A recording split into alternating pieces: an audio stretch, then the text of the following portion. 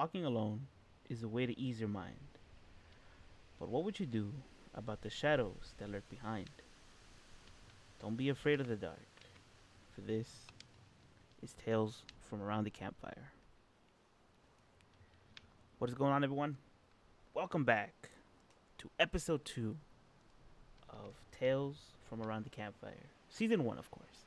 Now, I was thinking overnight, right, that maybe I should do only 15 episodes because back then, right, when I first did the After Dark podcast, I did the full month, right, the full month of pure um, horror stories, and in my head I was like, you know what, there's gonna be 15 episodes per season, so there's 2 seasons per month, and a special, which is a Halloween special. But now that I'm thinking about it, I'm all like, you know what, I think I should do only 15 episodes, right, and and a special, which is going to be the Halloween special, because I really do want to play games for you guys. I want to play some horror games. I was looking through my Steam library yesterday night, and I did see that I bought like a couple scary games that I would like to test out. So just throwing that out there. So 15 episodes per season, and there's going to be a special, of course. And if you guys want me to read anything, like any scary stories or any stories in general, feel free to leave them in the comments down below, or send them over to me on Twitter. So without further ado,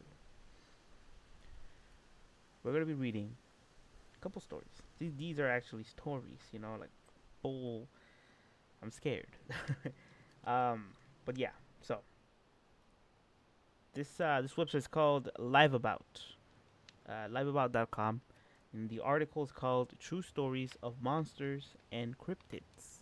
All right, um, and the headline says "Real people see cryptids, monsters, and other strange creatures," and it's by Stephen Wagner, I believe.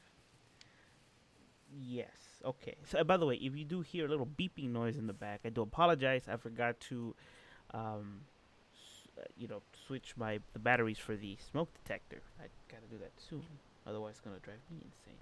Anyways, the first story is called Cornfield Creatures. I used to work at a Chinese factory on the edge of a cornfield in the southwest Minnesota. There was a series of days in the summer of '04 and '05 where it was so hot that the milk being delivered to us in trucks would evaporate before we got it. It made work easy. The dearth of milk deemed us any actual labor, but management wouldn't let us not come to work, so we would show up and mess around all shift. I was working at night at the time. It was around 2 or 3 a.m. and I was out on the loading dock watching bats fly around the floodlights because I like being out in the cool night air. The corn was about as high as my shoulder, so about 5'10". As I was watching the bats, I looked down at the edge of the cornfield. Something was moving there. It was the size of a small child and very, very skinny, pale, with something that looked like a straight head of straight black hair. It moved in a sort of jerky gait, like someone dancing the robot, really badly. It moved in chunks: legs, then hips, then torso, shoulders, neck, and finally the head. It was looking back into the corn. It was looking back at the cornfield, or at least I felt like it was. I felt prickly all over. I didn't know what it was. I thought it was a heron or something at first, but it looked like too much of a person. It didn't move like a person though. Gradually, step by step, it moving towards me, letting me curiosity better my fear. I moved towards the edge of the dock, which was raised a few feet above the ground. And when I got within a few feet of the edge, the thing looked at me. I was paralyzed. I could have run, But I was stuck somewhere between terrified and intrigued. It moved. Its face still pointed at me.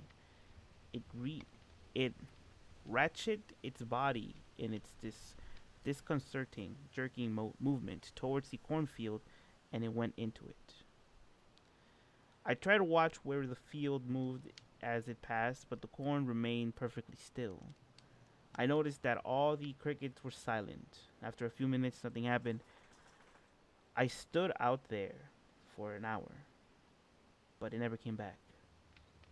I never saw it again. The story was from Frank Samko. Wow. I mean, you know, I always dreamed of having my own, you know, house, having like a barnyard, you know what I'm saying, full of livestock and of course corn, which is most common, right? But having scarecrows, it's kind of eerie, if you know what I mean, right? Like who doesn't like the smell of the night air, you know? So going out in the middle of the night just to take a gander and seeing scarecrows about, that would be that would be terrifying. This one's called Forest Krypton.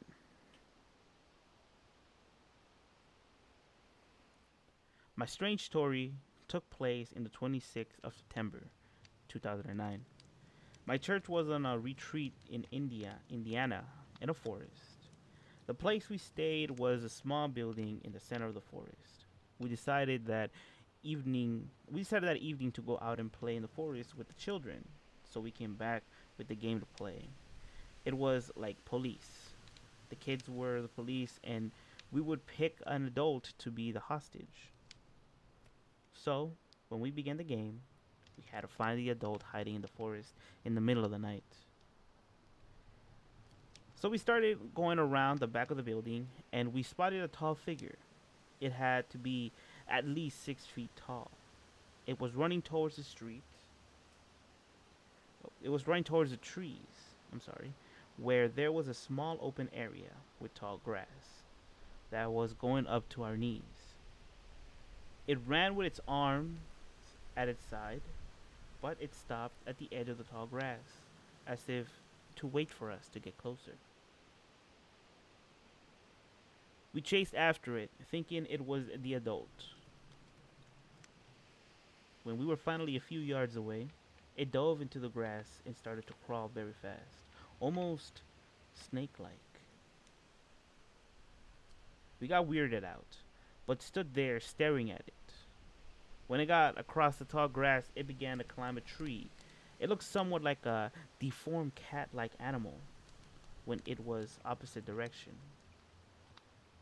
We saw a similar figure running a couple of yards away, so we chased it, but then it vanished behind a tree. Turns out a few minutes later, we found the adult hiding in the parking lot in the front of the building the whole time. So who knows what we saw that night in that forest. At least 15 kids saw the thing with me. So I know I'm not crazy. This one was by Joanna H.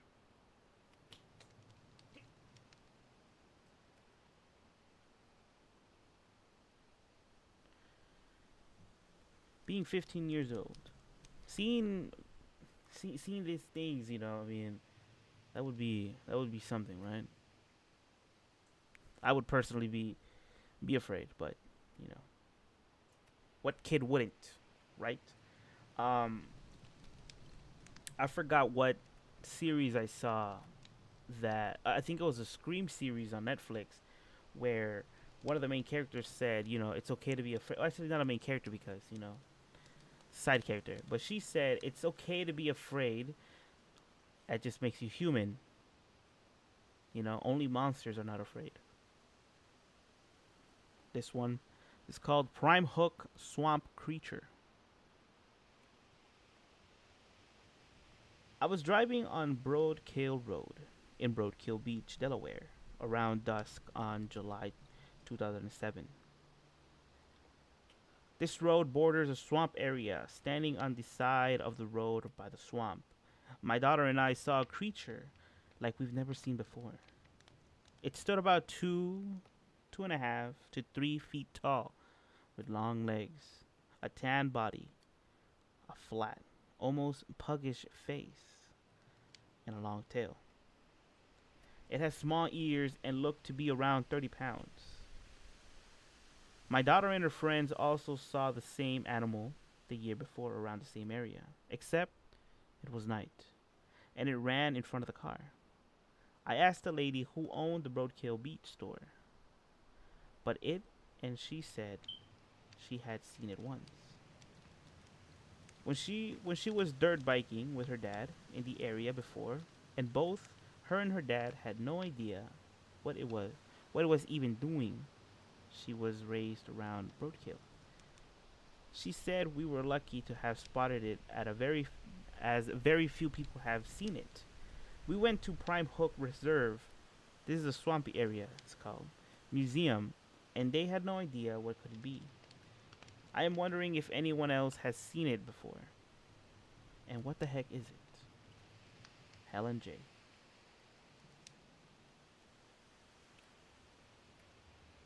Wow.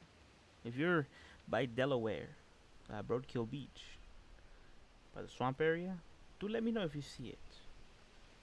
You know, Prime Hook Swamp Creature. That is very interesting. Very interesting. It seems that actually every state and everywhere you go, you know, there's got to be like a signature creature or monster that hides within the area. You know what I mean? It's interesting. It's very interesting to note. Right? So, next time you're out in the swamp, get your cameras ready. Come on, nowadays phones have like 200 megapixel cameras. I'm pretty sure you can take a not blurry vision of Bigfoot this time. All right? I mean, hey, come on. You know what I mean? There's a lot of people saying that they have seen Bigfoot, but you know, coming with me with that pixelated garbage, it's not gonna do it, man. That's just your friend in a monkey suit, looking back at the camera. I'm just saying. This next one's called the Florida Sea Monster.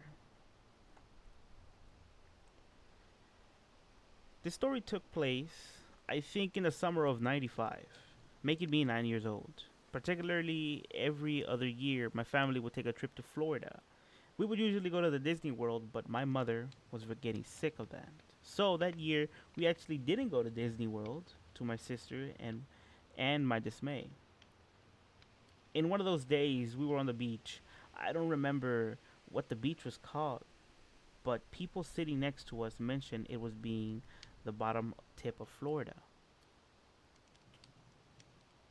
After a while of nothing happening, everybody was getting in the ocean or sunbathing silently. A woman sitting to the left of us pointed past us to our right, asking, "What is that?" We all turned and looked to a surprising vacant corner of the beach. There was no people down there, but what was there was something really strange. We all got up to a better look, very quickly forming a crowd around it. If I had to describe the creature we saw in the world, in one word, that word would be cartoonish. I will never forget what it looked like. It was green, and it looked like a ball of slime, about the size of a basketball. It had tentacles resting in the ground around it with two longer tail-like tentacles sticking out of its back. The thing that was the most bizarre and made it look cartoonish were its eyes, which were on stalks that stood about a foot off his body. The eyes looked creepily human-like and just looked at us in almost disinterested way. The other strange thing about it was its mouth, which never seemed to close. And were you expecting teeth or tooth-shaped, fleshy, uh, pro protrusion? So one, so no one, not even the creature, seemed scared. And after a while, it lazily slithered back to the ocean. There were roughly 10 witnesses to this thing, and we all spent most of our time talking about it. No idea was no one had no idea was what was it?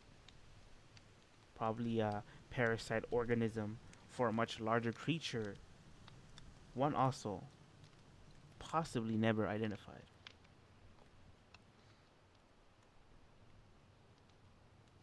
You know, I see a lot of reports. Well, actually, used to see a lot of reports back then in the news. I don't really watch the news. It's just, advertisement nowadays. Just not really news anymore. Same thing. It's like it's like the same movie on repeat with different characters. But that's beside the point. The point is, back then, I used to watch the news because somebody would make a discovery about a creature, and all of a sudden, it was just a dying thing. For example, this right here pretty much sums up what a jellyfish could look like, except for the eyes, of course, the eyes and the teeth. You know, a jellyfish out of water, but I think a jellyfish out of water would have died in an instant, right? Instead of trying to slither back to the ocean.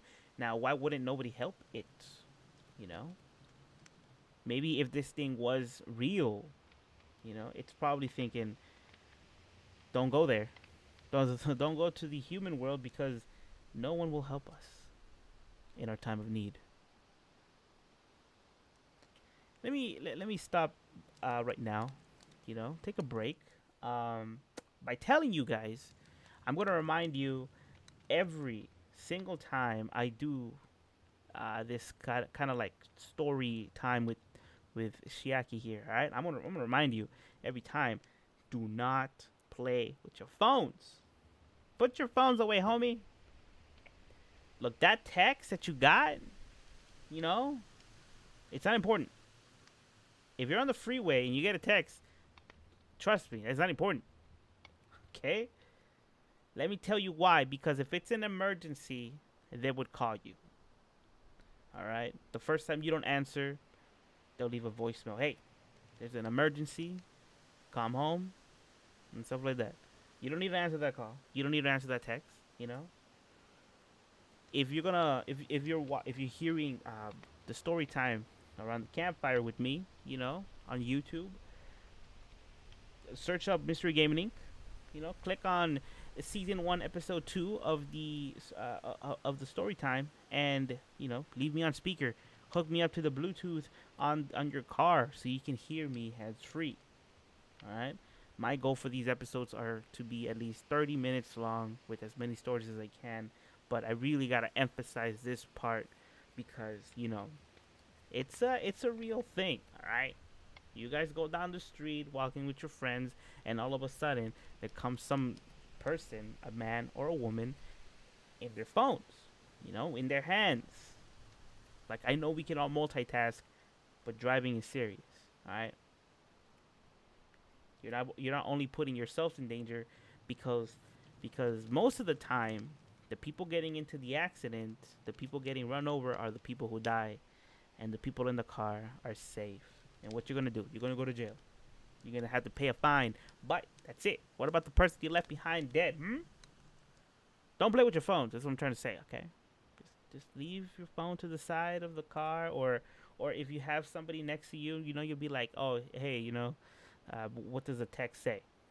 Read it to me or something, or answer the call and put it on speaker so I can talk to the person. Yeah, I don't know.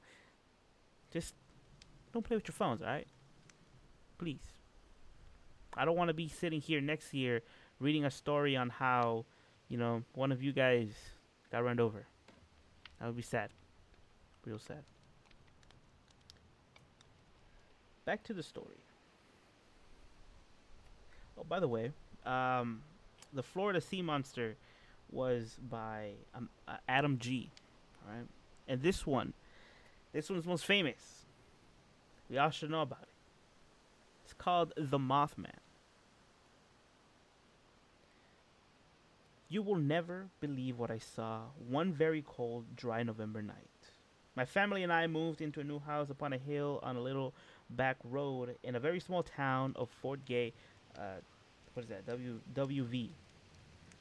Fort Gay sits right in the east of Kentucky. The population of my town then was probably just a couple thousand. My family and I were unpacking. We had not yet put up the furniture in its rightful place, and everything was still in boxes. Overwhelmed with working all day, I retired at around 11 p.m. I put my little brother on the couch and I took his bed. Since my bed wasn't put together yet, his room faces the front of the house. His window is around 20 to 25 feet or so off the ground. I was looking out the window when I saw it. It stood about 7 feet tall. I had no idea what it was, but I was frozen. I had never been that scared in my life. All I could do was lay there and just stare at this thing. It was sitting in a tree about 50 feet or so off the ground, about 50 feet from the house across the yard. It felt like an eternity. I couldn't breathe. I couldn't even blink. I had big, red, bright, glowing eyes, looking dead in my face. I finally worked up enough courage to close my eyes and put my head under the covers, when all of a sudden, this thing smacked the window. I went to the house screaming, "There's something outside." I was crying. My mom and dad looked at me and said, "What's wrong with you?" "It looks like you have seen a ghost." My face was snow white. I said, I don't know. I don't know what it was, but please, Daddy, don't go outside." I begged and pleaded. He came back in and said there was nothing outside. I kept screaming, saying, "Yes, there is. Yes, there is." When I explained to them what I had seen and how I felt, they said I was crazy. But to this day, I will not go outside by myself. And even on the day, someone still has to watch me to my car. I have heard some pretty crazy things going on up on the road, but I never expected to experience anything for myself. My husband and I went to the theaters and watched Mothman Prophecies. I was reliving that night all over. I was reliving that night all over again. The way they described feeling and what saw was remarkable. My husband looked over at me and said, "Isn't that what you described to me when we first started dating?" I couldn't say a word. After a moment, knew that I knew what I saw. I believe in all hearts of hearts I saw the Mothman. It's just a little weird. I only lived about 80 miles south of Point Pleasant, where all that took place 37 years ago. It was exactly 32 years to the month when I saw it. And this one was by Scarlet. The Mothman. Very, very famous, and I could say infamous, right? Because, it's a story about a Mothman. But with the Mothman comes a price. I believe it goes like wherever it is, wherever the Mothman is, tragic will be struck. For example, like that bridge that collapsed. I forgot what year it was. Um, you know, People said that they saw it. They saw the Mothman up on top of the bridge before it collapsed.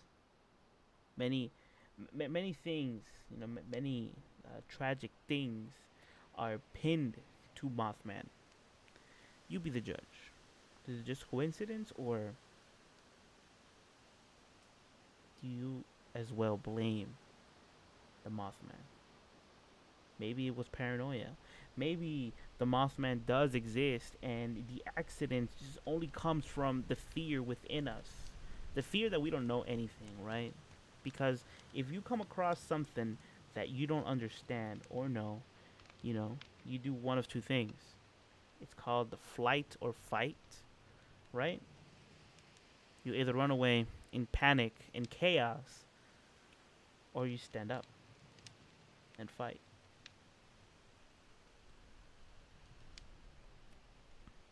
Humans are programmed that way, you know? It could be in between, but most of the time it's just, you leaving. So I say, just like in any Souls games, pick your fights, you know? I say fight in your own terms. That's my saying right there. This next one's called the Kitsune, Fox Spirit. Back in September of 2004, I was hiking in the Arishiyama area outside of Kyoto, Japan. I had decided to leave the touristy area and set off alone in a random direction towards the mountains. I found myself on an old trail through the forest. After a while, I encountered an old man with a long white beard. He carried a staff and was dressed in coarse blue robes, like a peasant of a samurai movie. He saw me and told me to follow him. Being more curious than anything, I walked after him as he led me further into the forest. He spoke at length about the beauty of nature, how people cut down forests and polluted the earth, and told me that humans must learn to protect and respect nature. During the whole exchange, he never spoke about himself or asked any questions of me. After a while, he said he had to leave and showed me another trail, saying I should take it when I wanted to go back to the city. He then left by the trail. I happened to pass the same place on the way back that evening, so I took the trail the old man showed me. Only minutes later, I ended up completely lost and couldn't even find the trail itself to retrace my steps.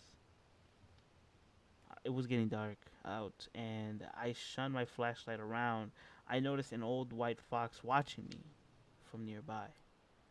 I could have sworn it was watching me with an amused look on its face, but as soon as I shone my light on it, it ran off into the bush. I remember reading all sorts of old Japanese stories and legends about fox spirits that can take human forms, and I feel like I may have seen one that day. This one's by Brian T.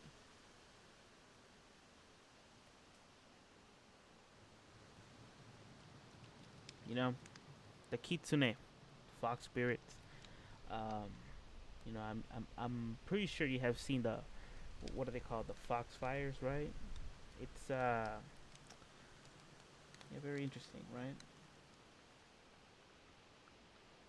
There's also masks of them.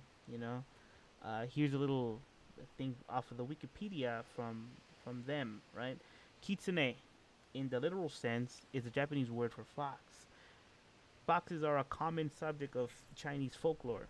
In English, kitsune refers to them in the context of stories depicting legendary foxes as intelligent beings and as possessing paranormal abilities that increase with their age and wisdom. According to the yokai folklore, all foxes have the ability to shapeshift into human form, while some folktales speak of kitsune employing this ability to trick others. As foxes in folklore often do, the stories portray them as faithful guardians, friends, lovers, and wives. Foxes and humans lived close together in ancient Japan. This companionship gave rise to the legend above about the creatures.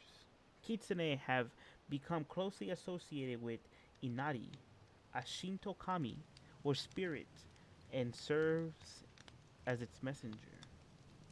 This role has reinforced the fox's supernatural signification. The more tails a kitsune has, they may have as many as 9. The older and wiser and more powerful it is. Because of their potential power and influence, some people make sacrifices to them as a deity. Conversely, foxes were often seen as a witch's animal, especially during the superstitious Edo period from 1603 through 1867, and were thought of as goblins who could not be trusted, similar to some badgers and cats. The kitsune, nine-tailed foxes, you know, very popular around anime, anime culture, right? For example, Ninetales from Pokemon. Sheep, I believe Shippo from Inuyasha was a fox. Who else? There's also an anime that I started watching as well myself. I just forgot the name of it. Something about my fox spirit or something like that. The helpful fox, Senko-san. There we go.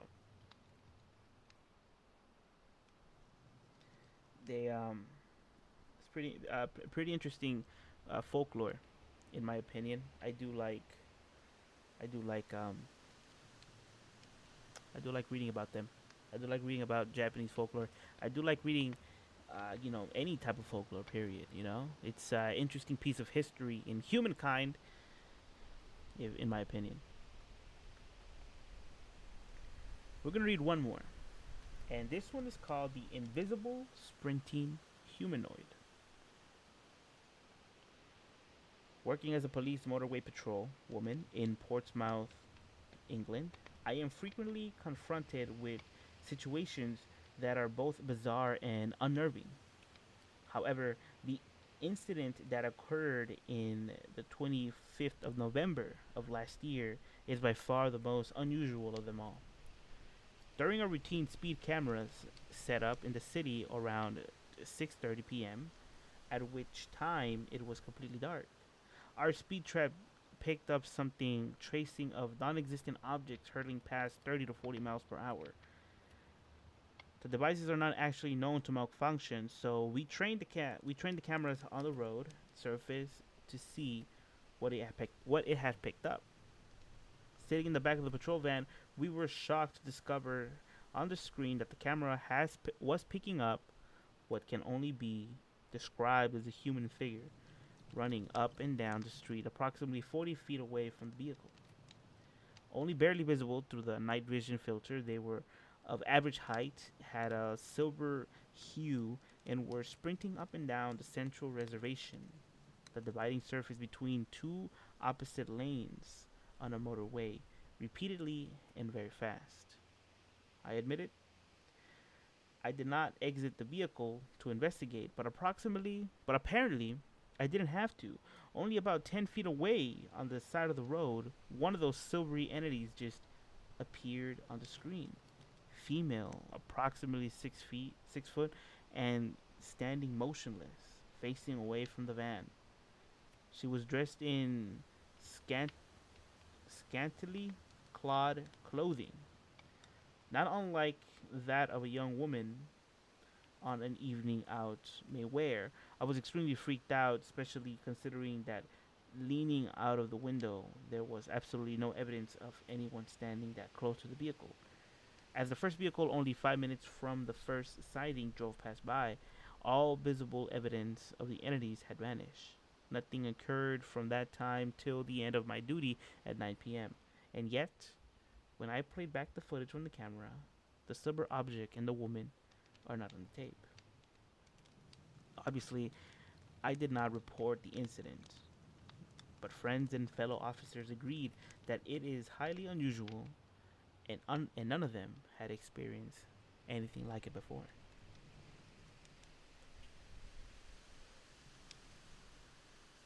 ghost, right? Human humans, the Flash. In other words, this lady saw the Flash in many ways and more than one. Um, I would be kind of concerned as well. But if they're not doing anything to me, why stop there running? Maybe ghosts in the afterlife still wanna get fit. So I say leave them be, lady. Leave them be and just watch them as they go up and down the street. In my opinion. And with that, guys, thank you guys for coming to second episode of Tales from Around the Campfire. I really do appreciate you guys sitting next to me in this nice and cozy campfire at night. The wind is howling. The night air feels good on the skin right now. It's nice. It's not damped. It feels pretty good. Pretty good. So, thank you guys for coming. I really do appreciate it. Follow me on Twitter and Instagram.